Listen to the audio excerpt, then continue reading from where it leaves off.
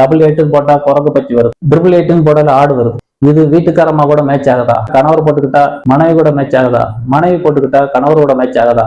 இது சம்பந்தமா எல்லாம் இருக்கு. நிறைய பேர் போன் நம்பர் அடிக்கடி உங்களுக்கு சொல்லிக்கிட்டே இருக்கும். அவசரத்துக்கு ஒரு நம்பரை டக்குன்னு கையில எழுதி போன் நம்பரை கிறுக்கிற மாதிரி சொல்லுங்கன்னு சொல்லி நம்பரை கிறுக்கிடுறாங்க.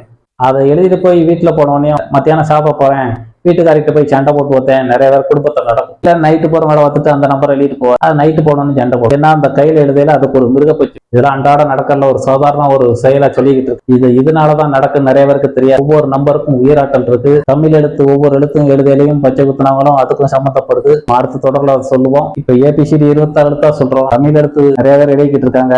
தமிழ் எழுத்துக்கும் இதுக்கும் என்ன சம்பந்தப்படுது? அடுத்த தொடர்ல நம்ம அதை பத்தி விளப்போம். நிறைய பேர் ஏபிசிடி 74 தான் நம்ம சொல்றாங்க, நமக்கெல்லாம் தமிழ் பச்சை குத்தி இருக்கோம், நமக்கெல்லாம் ஒண்ணும் கிடையாதுல்ல அப்படின்னு நினைச்சுக்கிட்டு இருக்காதீங்க.